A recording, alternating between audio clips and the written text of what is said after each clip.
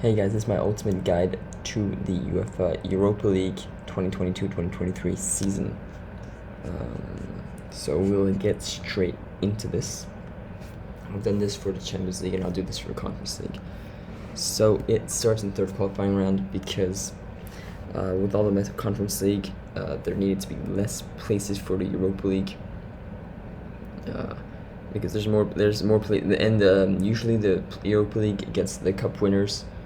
And so yeah, it's a kind of a mess, but there's way less teams in the Europa League, third qualifying round and playoff round. As we see, there's only 9 teams in total, already known. The others are going to be the losers of the Champions League, second qualifying round and third qualifying rounds. So we already have also 12 teams in the Europa League. So I'm going to be talking about 21 teams basically. So third qualifying round there we have Slovatsko, the cup winner of the Czech Republican League. They very rarely get European football. They just need one win to get to European football group stage. If they lose this round, they go to the Conference League playoff round. If they lose that, they won't get European football group stage at all. If they win one of the 2 ties, then they'll be through to the group stage, at least of the Conference League. I don't expect them to get to the group stage of the Champions League. Of the Europa League. Partizan were in the Conference League last year, made it to the last 16, where they lost to Sparta Prague. Or was it? They played Sparta Prague. Did they beat Sparta Prague? No, I don't think they did. Wait, did they? Well, they played Sparta Prague in the playoff round of the Conference League, but they got knockout stage of European football, which is great for them. Let's see if they can get back to Conference League, to group stage of a European football. And yeah, those are the 2 teams. Partizan are better than Slovatsko, so they have a way bigger chance. And yeah, let's see what happens then. Playoff round, which means you at least have a European football group stage, because if you lose, you're in the Conference League group stage. If you win, you're in the Europa League group stage. So no matter what, these 7 teams will have the group stage of European football. Ghent had Conference League group stage, so let's see if they can better that this year and get Europa League or not. They're a very good team. They won the Belgian Cup, and they were decent in the Conference League too. So let's see if they can get back to doing bits in the group stage in Europe. Austria Vienna were not in Europe last year, not in the group stage at least.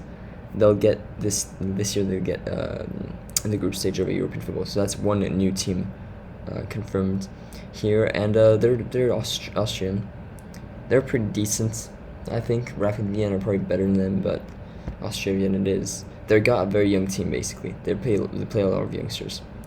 Heart of Midlothian, another one that did not have European football last year, group stage, and will get it this year. Third in Scottish League. They very, very, very rarely get the group stage of European football, so it's gonna be very different for them. And let's see if they can get used to it or not. Dnipro finished 3rd when the Ukrainian League got abandoned, so they will be in the playoff round of the Europa League. Same thing as the 2 others. They very rarely get European football group stage, so this will be new for them. Sivasspor had European football qualifiers, but they lost to Roma. Oh wait, no. I think they lost to Roma last year in the 3rd qualifying round of the Conference League. So, but this year they'll get group stage of a European football tournament. So let's see if they get Europa League or Conference League. They're actually a decent team, and they won the cup in Turkey while finishing, I believe, 10th. Silkeborg, I put them in my top 10 most impressive teams. So yeah, you know that they very rarely get European football, just like Austria, just like Heart of Midlothian, just like Dnipro. So it's gonna be very interesting to see what they do in Europe this year. But honestly, they're a team to watch because their attack is lethal. But the thing with finishing 3rd when you don't usually do it means a lot of teams will poach your players, because it's pretty cheap. It's gonna be pretty cheap to sign their players, and keep an eye out for some transfers of this team. Omonia Nicosia got Conference League group stage last year, and they just won the Cup of Cyprus. They finished in the relegation round actually, so it's interesting. But they're gonna get at least European football. They're a decent team, honestly. I like them. They kind of disappoint though, if we're being honest, but they got a decent players. Definitely better than, in my opinion, these 3 teams. Let's see how they do in Europe this year. These are the 12 teams that have officially qualified for the Europa League. So we got Roma, the winner of the Conference League. So of course we're in Conference League last year, group stage, so they upgrade. They finally get a European trophy with Jose Mourinho. Let's see how far Jose Mourinho leads them into Europa League. They have a decent chance, honestly, and they also finished 6th in the Serie A, so they were gonna get it anyways. Real Sociedad were 5th, I believe, last year in the Spanish league, and will get Europa League second time in a row. Let's see how they do this year. How far did they go? They lost to Leipzig, I believe, in the playoff round of the Europa League. So let's see how far they can go this year. Nantes won the cup in France. Very rarely get European football, so they got very, very rarely. I don't think in my lifetime they've ever been, so it's gonna be very interesting to see how they do this year in the Europa League. I don't think they'll go far because they're not used to it. But then Union Berlin, I don't think they would go too far in Conference League. Well, they didn't, but they were still respectable in the Conference League. Arsenal. They bottled Champions League and will have to play Europa League yet again.